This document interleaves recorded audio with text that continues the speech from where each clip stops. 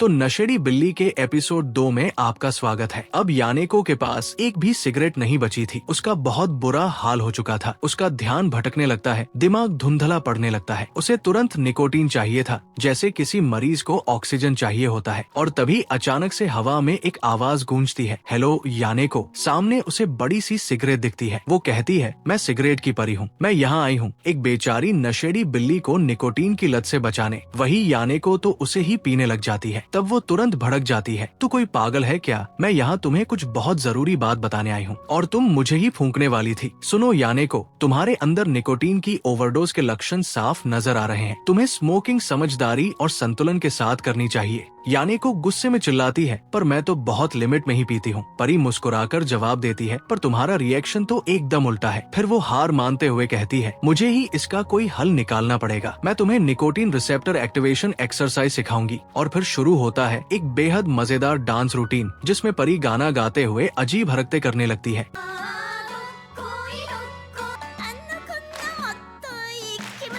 यानेको हैरान होकर पूछती है, क्या सच में इससे कुछ फायदा होगा? और वो उसे दोबारा से पीने लगती है। तब परी चिल्लाकर कहती है, तुम्हें निकोटीन के आगे हार नहीं माननी चाहिए। यानेको खींचते हुए बोलती है, तो फिर तुम्हें मेरे सामने ऐसे खुद को नहीं हिलाना चाहिए था। फिर वो गुस्से में कहती है, आखिर तुम्हारा स्वाद सिगरेट जैसा क्यों नहीं है? परी जवाब देती है, मैं तो बस सिर्फ तुम्हारी इमेजिनेशन हूँ। आखिर मुझ में सिगरेट का स्वाद कैसे आएगा? तभी वहाँ पर मकान मालिक आता है। वो देखता है कि यानेको काफी अजीब हरकत कर रही थी। वो बेचारा घबरा कर वहाँ से चला जाता है। फिर तभी यानेको को बाहर धुएं जैसा कुछ दिखाई देता है। बाहर उसकी जैसी एक नशेड़ी बिल्ली होती है, जो मस्त सिगरेट के कश लगा रही थी। तभी यानेको उससे एक सिगरेट मांगती है, पर याकू उसे मना कर देती है कि उसके पास भी कोई सिगरेट नहीं है। यानेको तुरंत उसका झूठ पकड़ लेती है। झूठी कही कि तुम अभी तो सिगरेट पी रही थी। तब याकू थोड़ी घबराते हुए कहती है, बस मेरे पास ये लास्ट वाली है। तब यानेको उससे वो छीन लेती है और कहती है, क्या तुम भूल गई जब मैं कंगाल थी तब मैंने तुम्हें अपने सिगरेट के बचे हुए टुकड़े तक दे दिए थे?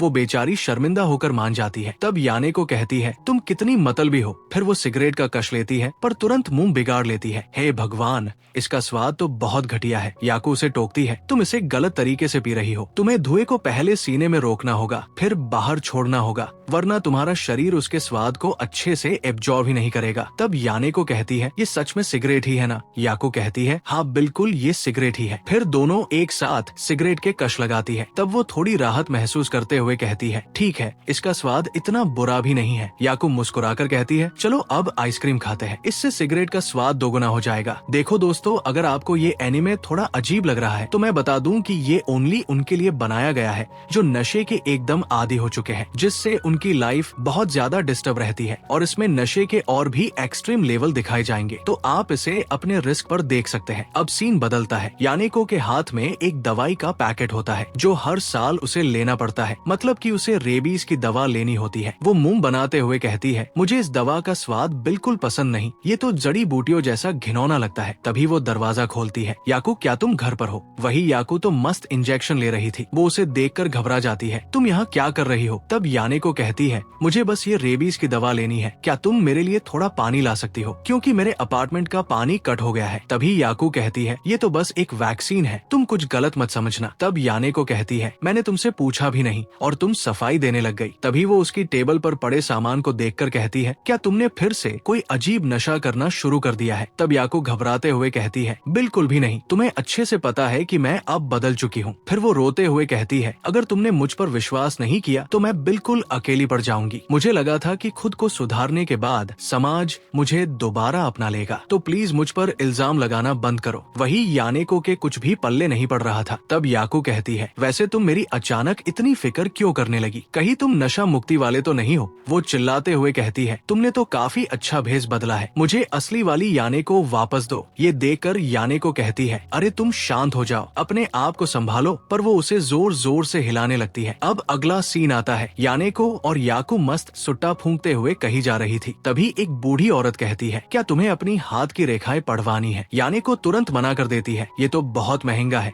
तब वो औरत कहती है, मुझे तुम जैसे घमंडी ग्राहकों का घमंड तोड़ने में कोई एतराज नहीं। तब याको पूछती है, क्या तुम सच में कोई ज्योतिषी हो? औरत जवाब देती है, तुम्हें 2000 येन तभी देने होंगे जब तुम्हें लगे कि मेरी भविष्यवाणी सच निकल सकती है। इस पर यानेको मान जाती है। फिर वो औरत यानेको का हाथ देखती है और तुरंत पीछे हटकर कहती है, छी, क्या तुम अपने हाथ कभी नहीं धोती? फिर एक के बाद एक सच्चाइयां बरसने लगती है। तुम स्मोकर हो ना, इसके अलावा तुम एक ऐसी नशेड़ी हो जो अपने परिवार के लिए बोझ और मुसीबत बन चुकी है। तुम एक जर्जर सी अपार्टमेंट में अकेली रहती हो क्योंकि तुम बेरोजगार हो। फिर वो एक धमाकेदार भविष्यवाणी करती है, और हाँ, अगले 5 सालों के अंदर तुम्हारी मौत फेफड़ों के कैंसर से हो जाएगी या फिर आग में जलने से। यानेको का गुस्सा फूट पड़ता है। याको उसे शांत कराने की कोशिश करती है, शांत हो जाओ, ये तो बस एक फॉर्च्यून रीडिंग है। वो उसे सिगरेट थमाकर कहती है, लो, एक सिगरेट पीकर शांत हो जाओ। यानेको सिगरेट सुलगाती ही है कि औरत मुस्कुराकर कहती है, लगता है मेरी बात सही निकली। अब वो औरत कहती है, चलो अब तुम्हारी बारी है, मुझे अपना हाथ दिखाओ, मैं सिर्फ 100 येन में तुम्हारा भी भविष्य बताऊंगी। तब याको कहती है, वैसे तो मैं इन सब में विश्वास नहीं करती, चलो फिर भी एक बार ट्राई करके देखते हैं। तब वो औरत कहती है, तुम कोई ड्रग्स तो नहीं लेती? तब याको थोड़ा घबरा कर कहती है, नहीं, मैं नहीं लेती। फिर वो औरत पूछती है, क्या तुम्हारा कोई क्रिमिनल रिकॉर्ड है? क्या कभी तुम्हारे अपार्टमेंट की तलाशी हुई? यहाँ याको सब बात को झुठला देती है। फिर वो हैरानी से कहती है, ये तो बिल्कुल भी लॉजिकल नहीं लग रहा, भला हाथ की रेखाएं इतनी सटीक कैसे हो सकती है? तब वो औरत कहती है, अब तुम इसे मानो या मत मानो, अगर तुम्हें ये पसंद नहीं आई तो 100 येन देकर यहाँ से दफा हो जाओ। तब वो दोनों अपनी जेब चेक करती है जिसमें बस कुछ चिल्लर होते हैं। तब वो वहाँ से चुपचाप भाग जाती है। अब अगला सीन आता है, दोनों छत पर बैठकर मस्त सिगरेट पी रही थी। तब याको कहती है, यानेको, क्या तुम आज काम पर नहीं जाओगी? तब यानेको जवाब देती है, मेरे पास फिलहाल कोई जॉब नहीं है। तब याको कहती है, तुम मेरे साथ चल सकती हो, वहाँ काम खत्म होते ही पैसे मिल जाते हैं। तब यानेको कहती है, जरा उस बादल को देखो,